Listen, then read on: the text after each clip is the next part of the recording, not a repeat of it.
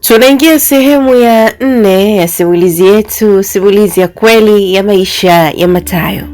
Mathayo ana mengi ya kutueleza aliyoyapitia katika safari yake ya maisha. Katika sehemu iliyopita, Mathayo alitueleza ya kwamba kwa sasa yupo kwa mama mkubwa.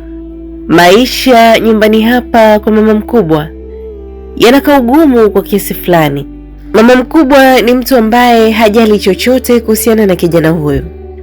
Hali hii ilimlazimu Mathayo kuanza kujichanganya na vijana wa mtaani kwa ajili ya kupata madili madogo madogo yanayotokea ili aweze kujitekelezea mahitaji yake madogo madogo. Jambo ambalo lilimtengenezea sifa mbaya shuleni, kwa sababu ilifikia hatua anakaa mwezi na zaidi haonekani shuleni. Kwa sasa Mathayo amefanikiwa kuwa kiongozi wa taaluma shuleni kwao. Je, safari ya Mathayo akiwa kiongozi itakuwaje? Nikukaribishe sana katika sehemu hii ya 4 na nikukumbushe tu kwamba usisahau kusubscribe kisha bonyeza alama ya kengele ili upate simulizi zetu kwa wakati husika.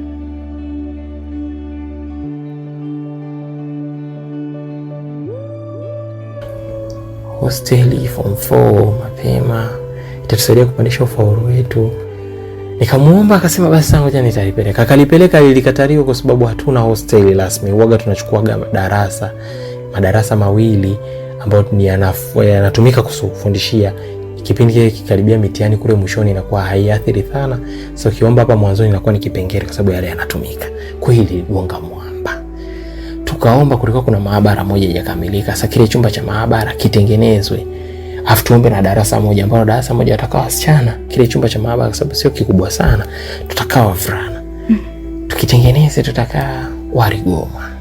Mkuu wa shule ndio yule wa kwanza aligoma. Baadaye alikuja akapitisha amri. Hakuna tena madarasa ya mitihani kuwa off. Mtafanya kazi. Akasema tutatakiwa kulima hekta 10 ambazo zinazunguruka eneo la shule, hekta 10 ambazo sisi form 4 inabidi tulime 5 kwa sababu ni wakubwa. Ambacho wakati huo tulikuwa tunakaribia kipindi cha pre-moko. Akasema hakuna mwanafunzi ataingia pre-moko bila kuniletea. Alitupa vipimo bila kuleta hichi kipimo kwa eneo lako lote umemaliza kulilima. Ilikuwa ni ngumu, hata ukeshe pale uweze kulimaliza ile eneo kwa sababu ilikuwa ni kubwa vibaya. Heka 5 afu mtu akuhesabie miguu kama 5 hivi ushuke nalo, lilikuwa ni kubwa sana. Afu ilikuwa ni unatakiwa ufanye huku unasoma, ina maana unakuwa na muda mchache sana kufanya hiyo kazi. Kwa ilikuwa ni ngumu sana kumaliza, ni ngumu. Sasa ikawa kwetu ni ngumu, na ilikuwa ni mwaka ambao tulitarajiwa kufeli vibaya kwa sababu tulikuwa hatuwezi kutoboa kulingana na hiyo sheria yake mpya. Mungu naye huwa anasikia kilio. Tulilalamika sana. Ilitoka barua tu ya uhamisho ghafla binivu. Yule mkuu wa shule anataka kuondoka ile shule. Ni siku ambayo kwangu ilikuwa ni ya furaha vibaya mno. Yaani nilifurahi. Ghafla binivu akaambia anataka kuondoka. Ikagongwa kengele ya dharura, tukaambia mkuu wenu wa shule anaondoka. Alafu hapo tena tukaambiwa yule mwalimu mtaaluma ambaye nilikaa naye form 2 atakuwa mwalimu mkuu wa mpito. Kama matokeo yake ya moko yatakuwa mazuri, atabaki. Ikatokea bonge la surprise ambayo moko ilikuwa inafanyika mwezi wa 5. Wakati huo tuko mwezi wa 2, tunakaribia kufanya pre-moko mwezi wa 3. Nikasema hapa nahitaji kukaa kuongea na yule mwalimu wa taaluma sasa ambaye ni mkuu kwa sasa wa mpito. Nikasema nikae naye chini. Nikamfuata nikamwambia mkuu, naomba sasa tuongee, tufanye kitu cha maana. Mkuu akawa anasema hapana, Mathayo usizani kama nitafanikiwa. Hii issue ni nzito sana. Si hivi na hivi. Nikamwambia sawa, sikiliza. Hichi kitu tunakiweza, tukifanye. Tunakiweza. Nikamwomba tukifanye, akaniambia una idea gani? Nikampa idea zangu sasa. Kama kawaida wapunguziwe muda wa kufanyaje? Wa kufanya yale majukumu. Na pia muda wa kuwasili uongeze kwa sababu ya distance. Alafu wakati huo pambana mpaka kufika mwezi wa 3 tunaanza pre-moko. Tuwe tunakaa hapa. Akaniambia haitowezekana kwa sababu ya 1 2 3. Nikamwambia itisha kikao cha wazazi. Waambie wale wazazi wao wanawapatia watoto wao unga, sembe na vitu kadhaa ambao watakuwa ni mchango wa kula kwa kila wiki. Kwa ina maana kila Jumatatu hadi Ijumaa wanafunzi wanakuwa na hivyo vitu ambavyo wanakuwa wanaletewa hivyo mara kwa mara, wanachanganya, wanatengeneza chakula kwa pamoja. Form 4 wavulana na wasichana wakiwa wanakaa hapo, kwa sababu inabidi wao wanapika wenyewe, hawana hela ya kulipa tena mpishi. Na wakati huo ni chakula tu cha usiku, kwa sababu mchana na asubuhi wanakuwa wanatumia vile vya shule ambavyo vitapikwa. Mkuu wa shule akasema idea nzuri, ngoja nijaribu. Nikamwambia sio jaribu, sasa hivi ni mkuu, umeshapewa maelekezo kama unataka ufanye kitu fulani, ukifanikiwa unabaki mkuu. Kubaki mkuu ni cheo kikubwa sana, urudi chini tayari wewe umeshatoka kule na ni ghafla sana. Tetea hiyo ngazi kabla hawajatafuta mwingine. Akasema sawa. Kwa akaamua kupitisha sasa, sio tena kwenda kuwaomba, aliamua kuipitisha. Kile chumba ambacho kilikuwa kijakamilika kilitengenezwa ndani ya siku 3. Uweza mimi matarajio yangu nilitarajia wakati tunaenda kuanza Primoko ndio tunakaa, lakini kabla hata ndani ya wiki tukaambiwa tuanze kukaa, na kweli wazazi wakapitisha kila kitu kikaenda sawa. Akaniambia hey, kwa plan yako ikoje? Hawa inabidi waandalie ratiba kama wanafunzi wa private, na kuna kipindi hawatakiwi kuondoka kila weekend, inabidi tu tuna expense sometimes mwezi wao wanakaa hapa bila kutoka, wanakaa nasoma. Kwa shama idea nzuri, ngoja tutaifanyia kazi. Na nikamwambia inabidi tu muwe serious. Toka hapo baada ya kuja kugundulika mimi ndo nilianzisha hivyo vitu, wanafunzi wangu wakawa hawanipendi basi kwa sababu hizo issue. Sababu hakuna mwanafunzi anapenda elimu, hamna mwanafunzi anapenda kukaa shule. Ila iliwabidi wakae kwa sababu ilikuwa ni lazima. Na wao walijua yote. Walijua kwa sababu rumors, walimu wengine walikuwa wanatoa taarifa. Kuna walimu wa kike walikuwa wamefikisha kwamba mimi ndo nilitoa hizo hayo mawazo. Na pia yule mkuu wa shule hakuwa anataka kuchukua zile sifa kwamba yeye ndo alifanya. Kwa walipeleka kwa usika kwamba mimi ndo nilileta. So ndio hivyo wanafunzi wengine wakawa wamejua. Haikuwa lazima kwa kila mtu, lakini kuna muda inakulazimu. Unaona, mwanzo ilikuwa tumeenda kama wanafunzi 10, baadaye tulipanda mpaka kufika wanafunzi 50 ambao walikuwa wavulana 17 na the rest walikuwa wasichana. Mwitikio ulikuwa sio mkubwa sana kwa sababu sio wengi wanapenda. Ila baadaye wazazi wakawa wanawasukuma watoto wao waende kwa sababu ilikuwa sio lazima. Ila wazazi wakawasukuma watoto wote wakawa sio wote. Tulikusanyika 80 kati ya wanafunzi 110. Walikuwa 80. Tukafanya mtihani wa Primoko, matokeo hayakuwa mazuri sana. Primoko ambayo ilikuwa sio kipimo chake rasmi, matokeo hayakuwa mazuri sana kwa ujumla, lakini kwa baadhi ya sisi wengine kama kawaida tunatu maisha yanaendelea. Tukapambana tukafika wanafunzi 100 tunakaa hosteli. Wanafunzi 10 wakaa hapa. Hawakai, Tukafanya mtihani wa Primoko ambao ulikuwa mtihani wake wa kwanza wa majaribio. Na matokeo yanatoka kabla matokeo kutangazwa, wao waliitwa wilayani kwenye kikao. Wanaendaga kabla matokeo kutoka, wanaitwa kwenye vikao. Kuna kwenye wanaenda afisa elimu na shule zake. Sisi shule yetu ilikuwa kuna wilaya ilikuwa na shule 24. Sisi shule yetu tunakuta ni 24, 23, 22. Ndio level zetu kwa tunakocheza. Lakini baada ya kupambana wanaenda kwenye kikao. Hiyo siku wanatajwa wao ni shule ya pili baada ya shule ya kwanza ambayo ni private. Ambacho ni kitu mkuu wa shule mwenyewe alitoa machozi. Lakini baadaye wakaambia hawa wanafunzi watakuwa wamebia kwa sababu kutoka nafasi ya 24 mpaka kuja kwa pili ghafla. Kitu ambacho kwa sekta zetu za elimu ya Tanzania ni ngumu sana kuamini. Kwa hiyo wakasema labda hawa waliibia. Wakaamua kuja kutuwekea, wakasema tutakuwa tunafanya mitihani yote juu ya ulinzi mzito. Tutakuwa tunalindwa vibaya mno. Shule tutalindwa vibaya mno kulingana na yale matokeo. Lakini baadaye hawakufanya chochote, walisema tu hivyo, waliahidi tu hivyo, lakini akapewa kongole, walipewa na posho za kutosha. Nakumbuka alirudi wakati huo sisi tuko kampeni tayari, nakumbuka tulikuwa tunapiga story, tulikuwa tuna ile lile. Akaja akaambia naomba nitafutiwe Matesko naomba nitafutiwe Matayo popote aliko niletewe. Mimi nikatafuta, sasa alinitafuta. Yaani nitafuta akiwa ana flash, mtu alikuwa na flash kupitiliza, kwa aliongea vibaya. Ile ilikuwa na midadi kupitiliza, kwa watu wakaniambia unatafutwa na mkuu lakini anaonekana haeleweki yani. Mimi sasa ni mtu ambaye siogopi, kuna nini acha niende. Yule mwalimu alikuwa huyo mkuu alikuwa anakupiga kwa sababu ni mwalimu ambaye alikuwa anapiga vibaya. Yaani yeye alikuwa nafasi ya pili kwa kupiga, alikuwa anapiga vibaya. Alikuwa anaogopa. Kwa hiyo ukisikia unaitwa na yeye kwa situation yote sintofahamu, unajua leo kazi niko na kazi. Naenda bana, nafika nakuta mtu ananiambia siamini plani yako imefanya kazi. Plani gani? Siamini plani yako imefanya kazi. Wamefeli wanafunzi 8 tu kati ya wanafunzi 110. what, haijawahi kutokea. Yani kupata hata D2, yani ule wastani wa D2 tu ambao ni ufaulu wa kwanza, kuwa na ufaulu mkubwa vibaya mno, kufeli wanafunzi 8 kati ya wanafunzi 110, yani wamefeli 8, wamefaulu 102. Ilikuwa ni bonge la surprise. Nikamwambia acha basi, ananiambia yani siamini kama matokeo yamekuwa tofauti na nilivyotarajia.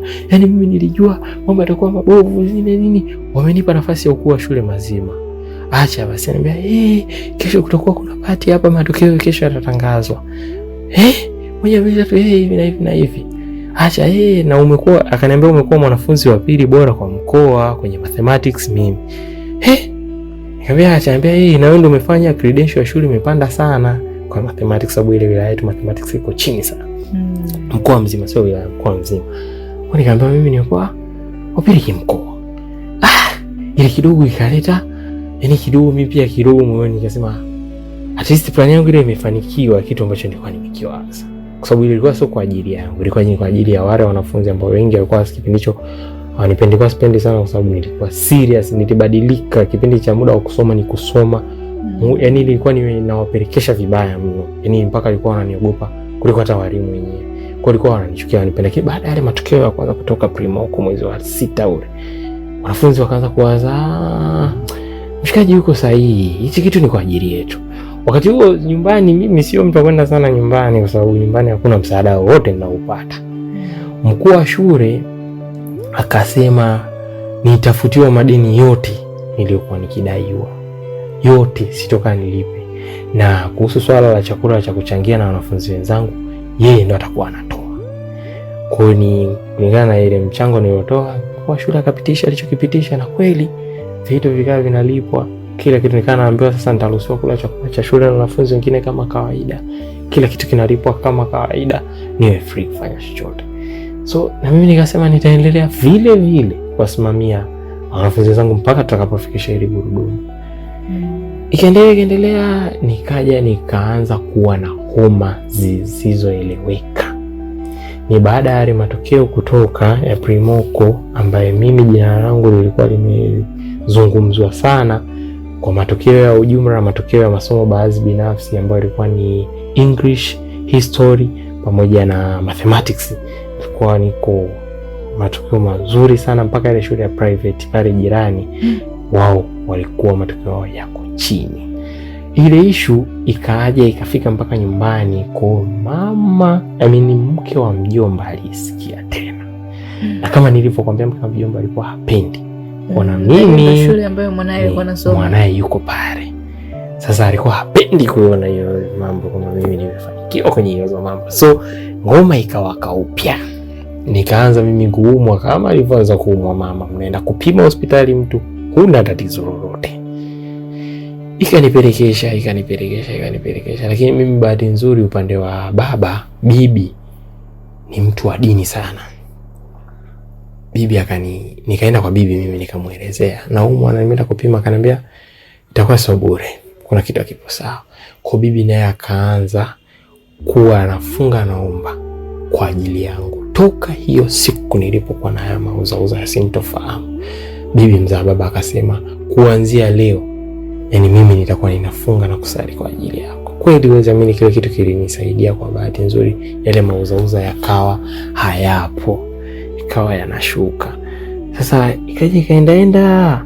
Kuna siku bibi akaja akakamatwaga usiku, alikuwa anatoka kufanya ibada. Alipigwa na watu ambao hawafahamu. Kidogo hali yake ikawa mahututi, aliondoka akachukuliwa akapelekwa dawa kutibiwa. Alivyoondokaga mimi tena mauzauza yakaanza tena upya.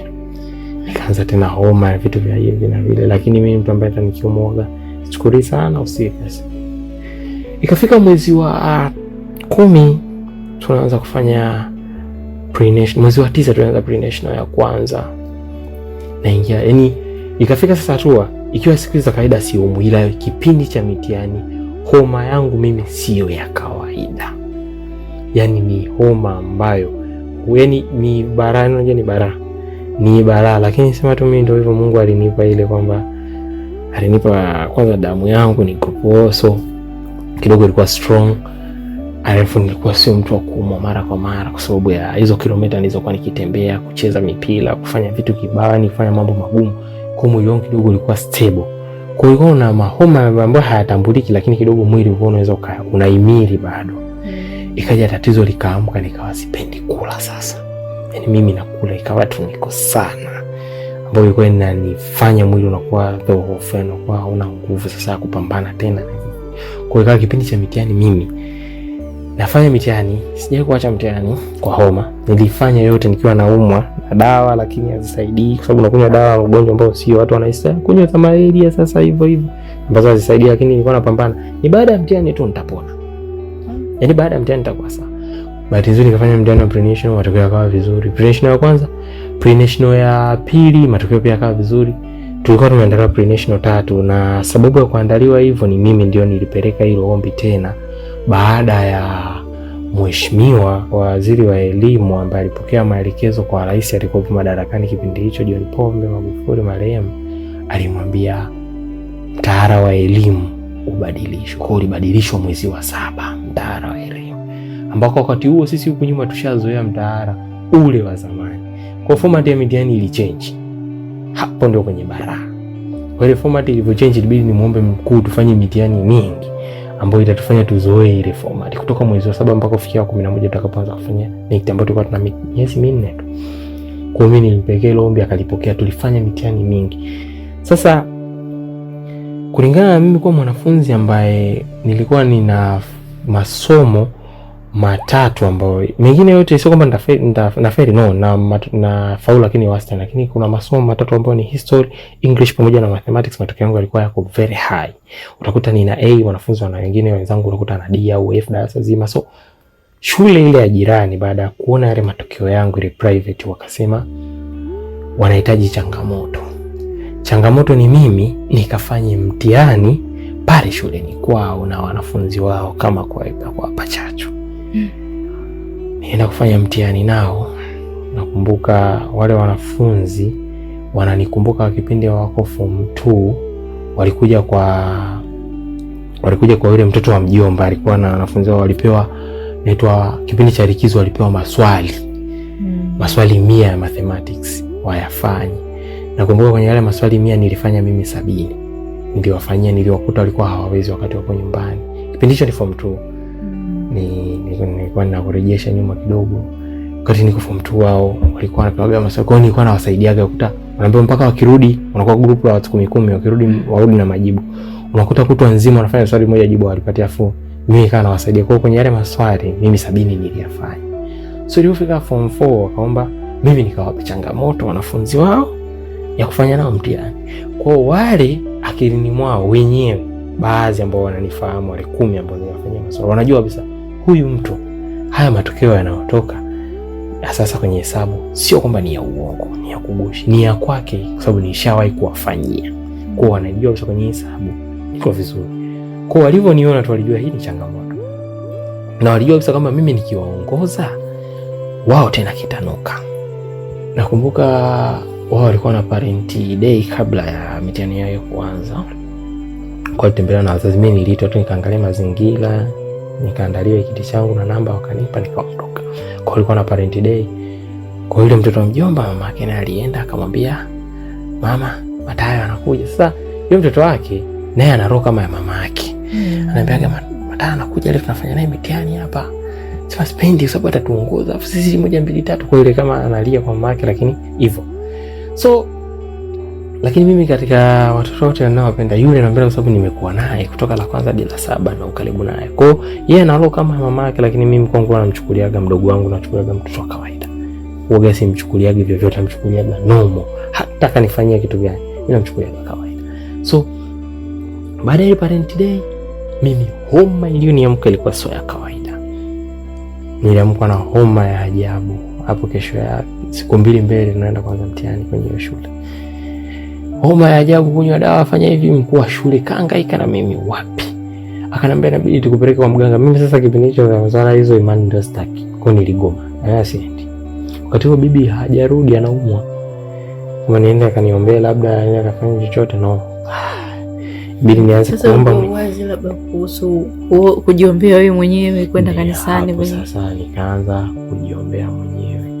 Nikaanza funga mwenyewe na kuomba, Mungu unisaidie. Kweli nakumbuka nienda kufanya ule mtihani nikiwa naumwa hivyo hali bado tia maji ila nifanye ile mitihani yote. Na mitihani yote mitatu sio yote. Wao wanafanya mitihani jumla 13. Ila mimi niambiwa nitafanya ile mitatu ambayo niko very very well. So nilifanya hiyo mitihani mitatu kama wao walivyotaka. Na nilikuwa kwanza kwenye mitihani yote mitatu. Nikiwa nafanya nina homa langu hilo matokeo yatoka vizuri nikaondoka. Matokeo yalitoka. Jina langu kwenye list halikuwekwa. Hawakuliweka kwa sababu ile mtihani ulikuwa ni wa shule za Catholics. Kwa hawakuweka jina langu. Wangeliweka wanatabia ya wanafunzi ambao watakuwa wana ufaulu mkubwa, wanawachukua, wanawapatia vitu mbalimbali, wanamotisha kwa wengine, yani vitakuwa vitu ya kutosha. Mimi sikuwa mwanafunzi wa ile shule, alafu kwenda pale shule bio na ni taasisi zao nyingine hazikuwa zimeruhusu. Mimi nilienda pale kufanya huo mtihani, lakini baadhi ya maeneo ya taasisi zao nyingine hazitambui. Kwa jina langu mimi halikuwekwa kwenye orodha. Ila matokeo yalipokuja mimi nilikuwa top of hayo masomo yote niliyofanya. Alafu yule sister wao mkuu pale akatoka akaja akawaambia, wanafunzi wenu ni very brave. Very brave, ameongoza vijana tena kwenye masomo yote. Kwa mimi kwangu ile sikongo ilikuwa motisha yote, sababu mimi kufanya mitihani ya ndani kwangu huwa sipendelei kuwa kwanza kwenye mitihani ya ndani. Kwa hiyo sipendelei kuwa vyovyote kwenye mitihani ya ndani. Ukija kwenye shule yetu tukifanya mitihani ya ujumla, matokeo yangu na kuaga mwanafunzi wa 10. Sijai kutoka top 10 toka naanza darasa la kwanza mpaka nafika form 4. Sijai kutoka kwenye top 10. Kwa hiyo mara nyingi sana wanachezaga yani mimi nachezaga kwenye top 10. Kwa sababu pale shule kwetu kuna magenius pia tulikuwa nao. Kwenye masomo mengine ambao mimi siko vizuri sana. Niko vizuri lakini si wa kufikii. Kwa wale kwa kifaulu yale sana mimi wanani drop, sababu mimi niko na yangu matatu lazima yale nitaongoza huko kwingine hivyo. Walikuwa wanapiga hesabu, hawatarajii wanafunzi wengi kwenda advance kulingana na matokeo ya shule yetu ambayo yamezoeleka. Tukafanya tena pre-national ya 3, hivyo nilikuwa wa 10 tena. Matokeo yangu hapo nilikuwa division 2 lakini kwa wa 10. Kwa na ile overall kwa wa 10. Tukawa tumejiandaa na kufanya mtihani wa taifa. Nakumbuka kusikojulikana tena. Sawa upo kwenye giza kwa muda wa masaa zaidi ya 10, umekaa kwenye giza ambao ulitambui limetoka wapi, alafu ghafla unaona mwanga. Sasa ndio hiyo simu iliyopigwa kusikojulikana. Tumebakiza mwezi mmoja kwenda kufanya mtihani wa taifa. Yule shangazi aliyetaka kunihamisha ndio anapiga simu, ambapo simu ya mwisho tuliongea ilikuwa ni ya kunipa pongezi tuko form 3 Februari. Ndio simu inaita tena niko form 4. Tunakaribia kwenda kufanya national mwezi wa 10. Anapiga simu ananiambia, siamini kwenye shule za kata, inabidi nikuhamishe. Siamini unaweza usifaulu. Siamini shule za kata, mambo yanaweza asiwe sawa, inabidi nikuhamishe. Nikamwambia ili zoezi ni kama unafanya marudio. Form 2 ulishawahi kujaribu hichi kitu, na bora hata form 2 ilikuwa ni national assessment. Hii ni NECTA, ni mtihani wa mwisho, sio mimi. Kaongea na baraza, nikikubalia njoo nichukue. Nikamkatia simu. Sasa hiyo ndio mara yangu ya kwanza mimi sasa nikamkatia simu, kwa sababu sihitaji msaada wake wowote mpaka nilipofikia. Mimi ndio nikamkatia simu. Mara zote yeye ndio huwa anakata simu, lakini this time mimi ndio nilikata. Nilipokata akajaribu kupiga simu kuna huko, akaambia hicho kitu anachotaka kufanya ni cha kijinga na kiwezekani. Akawaambia huyo atafeli, yani hapo ni atafeli. Sasa akifeli mje mniambie mimi ndio sababu. Akaambia hata mwambie ndio sababu ulishasema utamsaidia au kumsaidia, sio lazima sababu kumshikia madaftari. Shule alienda, kifeli ni yeye amefeli shule. Ama swala mengine wewe tu umeamua kujitia huo huzuni wako. Ila yeye hata hana huo muda. Kwa kama kupotezea. Naye akaamua kutulia zake kando baada ya kuona kila mbinu amejaribu ameshindwa, afu mimi nikamblock, sikutaka makelele yake. Niliblock, sitaki kusikia stories zake kabisa.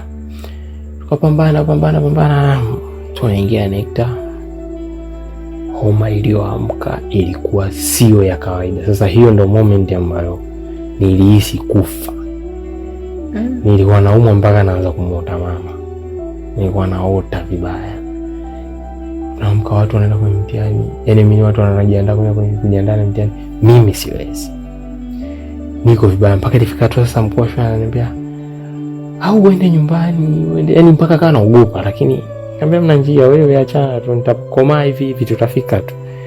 Pambana, fanya mtihani hivyo hivyo, fanya yani unaingia chumba cha mtihani unaitoa maji, unafanya mtihani kichwa cha moto, mwili unawaka, unaenda unajimwagia maji, unarudi unafanya mtihani, unaenda bafuni, unapelekwa na askari bafuni, unajimwagia maji kutuliza joto, unarudi ukuta dakika 10-15 umejimwagia maji ili utulize joto, unarudi chumba cha mtihani, una maji, unakupa vitambaa, unajifuta, unafanya mtihani hivyo hivyo. Nikaenda hivyo hivyo. Mkuu wa shule akaniambia acha basi, tafuta hata mtu tumuombe akufanyie, tutaongea na dhambi. Huu nitaufanya tu. Mkuu wa shule wakati ilikuwa Jumatano na kufanya mtihani wa mathematics, alikuja, alitoa chozi. Sasa ndio mwanafunzi ambaye alikuwa ananitegemea kwenye mathematics.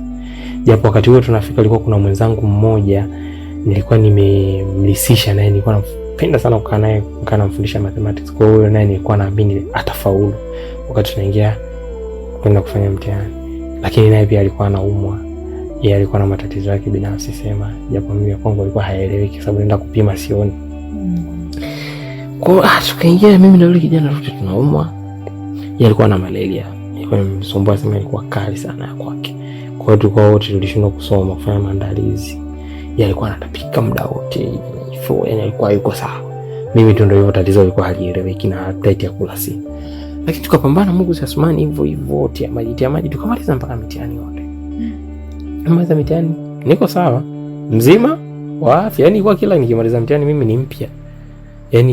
Yani sijawahi, yani ni mtu ambaye unaweza kaisi huyu jamaa hajai kuumwa hata miaka kadhaa hapo nyuma. Ndio hivyo, ukishamaliza mtihani mimi ni mzima. Na kucheza mpira, afanya mambo yangu kama kawaida. Yani nikimaliza tu mtihani kila kitu kiko clear. Kwa sababu lengo lake kama nilivyosema, sababu ni yeye, yani kwa asilimia ni yeye. Lengo lake lilikuwa ni kipindi cha mtihani nifanye tu vibaya. Na wakati huo na karibia hiyo mitihani, bibi alirudi naye alikuja akaendelea. Yeye ananiambia aliendelea bila mimi kwenda. Sikwenda kwake, nilijua tu amerudi, niambia tu bibi amerudi, lakini sikufanikiwa kwenda kwa sababu tuliambiwa tusio tunazurura watainiwa kulingana na matatizo, na kule ni shamba, hizo kagongwa na nyoka, kaumia, ukafuata tatizo lolote. So bibi yeye alijiongeza tu mwenyewe, wajukuu zake alienda akamwambia kaka anaanza mtihani wiki ijayo. Kwa hiyo alianza tu kuniombea tu mwenyewe. Kwa ile homa nilikuwa nayo, lakini aliniombea na maana nilimaliza. Kwa nipambana, nikamaliza mtihani wangu wa form 4, nikarudi nyumbani, nikaaga walimu. Kuna baadhi ya walimu walikuwa na roho mbaya pale, wakagoma kunijazia clearance form, haikujazwa. Nikampelekea mkuu wa shule, nikamwambia unagoma kujazia clearance, wanaambia wanadai vitu ambavyo hawakunipatia. Mimi nilikuwa sio mpenzi kuchukua sana vitu vya shule, sipendelee. Kwa ila walimu wengine walikuwa kwa ajili wanataka kuwalipe hela, kwa walikuwa wanakuuzia tu kesi nyingine haieleweki. Kwa nini ndo nikamwambia tu waniambia niwalipe hivi na hivi na hivi, mimi sielewi. Mkuu akaniambia ilete clearance hapa, mimi ndo ninakuja kutoa vitu vyenu, kwa achana na nimpa mimi. Nikaondoka hapo, nimaliza form 4, nikarudi nyumbani kwenda kukaa kwa mama mkubwa rasmi. Naenda sasa rasmi hapo nikiwa kama raia. Sasa kumbuka mwanzo nilikuwa nafanya part time job kwa mama mkubwa kwa sababu nilikuwa nasoma. Hapo nimemaliza, niko mtaani, ilikuwa ni full time job. Kisanga kinaamka kwa mama mkubwa. Sasa hana kazi ni nyingi ambazo hazieleweki. Hajawahi kukosa kazi, hajawahi kukosa tatizo. Yani ni mtu wa kukusababishia matatizo kila baada ya dakika. Kwa hiyo ikawa mimi niko full time pale kwake. Hataki uondoke, hataki uende kokote, anataka wewe ufanye kazi zake pale ndani. Wewe tatizo lako ni tatizo lako. Yani kwake yeye tatizo lako ni lako. Lakini anachokitaka yeye kazi zake uzifanye kwa ufasaha. Hapo ndo kisanga kinakuja. Wakati huo nimeshamaliza form 4, tunasubiri matokeo. Tuone je, yaliyomo yamo au hayamo. Je, yalioneno kwamba nitafeli wao watarizika kama walivyokuwa wanayataka ama itakuwaje? Na mimi nilikuwa napenda sana kufanya kitu kama yani kufanya kitu kama mmenikatia tamaa, nafanya kitu ili mpate bana. Sitegemei chochote kutoka kwa mtu yoyote, sitegemei takataka, yani hivyo. So at that moment mimi nikaa full time, niko sana kaa kwa mama mkubwa. Hiyo moment sasa Hapo ndo ikawa naona uchungu, kwa sababu kukaa na mama mkubwa kwa muda mrefu ilikuwa ni kipengele, kwa sababu mama ni hajari wewe unapitia magumu aina gani, hajari wakati huo uko kwenye mudi gani, yani hajari chochote kuhusu. So tukapambana hivyo, tukawa tunaenda naye shamba, unaenda kusimamia mashamba yake, unaenda kufanya naye kazi zake, mambo yake kibao. Mama ni mtu ambaye hana huo muda na wewe. Yeye anachotaka mambo yake tu yafanye. Anachojali, anachoamini ni kwamba wewe unakaa kwangu, unakula chakula changu. That is all ambacho nataka nikupe. Wewe unataka kufanya kila kitu changu nitakachokupatia. So mimi nikawa naendelea kufanya hivyo kwa sababu ndo maisha ambayo nishaelewa, nishazoea. Kwa napambana hivyo, nikiwa naumwa hajari, ninajikaza hivyo, naenda kutafuta hela dawa. Hivyo naenda kwa bakambo, naambia naumwa, naomba dawa nakupatia, unakunywa, unaenda kukaa kule hivyo napambana. Bana ikaja ikatokea shemeji yake na mama mkubwa alikuwa na nyumba moja ya biashara kubwa pale anaimiliki. Sasa ile nyumba inataka ukarabati ambao ulikuwa unagharimu zaidi ya milioni 30 mpaka 50. Akasemaje, nimsaidie kusimamia ule ukarabati kwa sababu yeye yuko busy na mambo yake, alafu mimi nipo nimemaliza form 4 kwa pale nachukuliwa kama mtu mzima. Sasa niweza kusimamia vile vitu. Kwa 2019 hapo na miaka 19 nenda 20 sasa. Ndio nisaidie kusimamia hivi vitu. Nisimamia majengo, ile jengo langu likarabatiwe. Kweli issue ikawa imeletwa hivyo. Mimi nimeambiwa hivyo. Sababu shemeji yake alikuwa amekuja siku moja akanikuta pale ndani akaambiwa anawe amemaliza, mfano anasubiria matokeo, alikuwa kichwa matokeo yake ya nyuma darasani mazuri na hivyo. Wema mkubwa ndo alimwambiaga, yeye mwenyewe alimwambiaga huyo shemeji yake. Basi sawa, akasema utanisaidia kusimamia ule ujenzi. Baadaye mama mkubwa akasema, hakuongea wakati mimi nikiwepo, aliongea na yeye mwenyewe akamwambia, yeye ni mtoto mdogo kumpa hizo hela zote asimamie ujenzi. Nipatie mimi, afu mimi nitakuwa namtuma yeye. Fundi si watakuwepo, yeye kazi yake si kwenda kwenda kumchukulia vifaa au mafundi. Basi sawa. Akamwambia ile nyumba kuna vitu nahitaji vitokee mjini, lakini kwa mjini sio vitu vya kwenda tukuchukua na kugeuka. Inabidi ni mtume Matayo aende kule. Akifika kuna sehemu nitamwambia aende akae. Kuna mzee mmoja alikuwa anaimbaga muziki kwenye bendi ya Tanga Kunane. Kama nitakuwa kutuma ndo kakae kule kwake. Nikatoka hapo nikaenda huko mjini, ilikuwa Tanga mjini, kwenda kukaa kwa huyo mzee kwake ambaye alikuwa na mabinti 4 wa makamu yangu, wengine mmoja tu alikuwa amenizidi umri, wengine wote walikuwa makamu yangu, wengine na kadogo kamoja kama mwisho, wawili tulikuwa tunalingana. Nikakaa kwake na wale mabinti wakati nasubiria huo mzigo. Sio nasubiria naenda kwenye maduka hayo store makubwa kwenda kuchukua mzigo uchukuliwe upelekwe stendi ya mabasi. Kwa mimi kaka zangu ni kwenda kufuatilia mizigo sehemu mbalimbali. Kwa nilikuwa mimi ni kama ninazunguka vibaya. Huko kitu hakipo, unatoka wilaya hii unaenda wilaya nyingine unafuata hivyo. Kwa nilihangaika sana mpaka lile jengo linakuja kukamilika.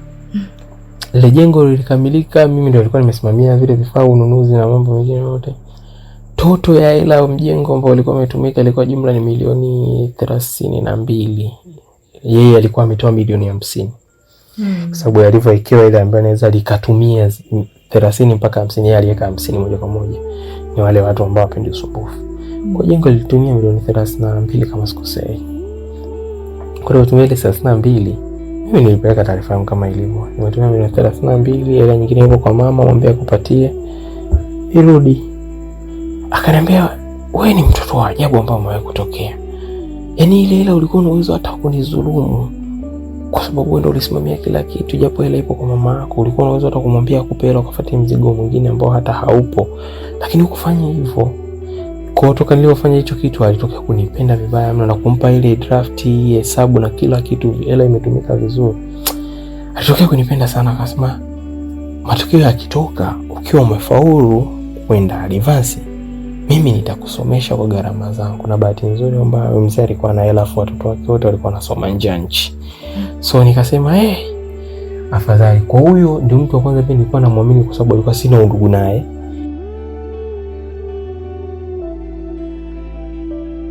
Huu ndio mwisho wa sehemu ya 4 ya simulizi hii. Nikukaribishe sana katika sehemu inayofuata.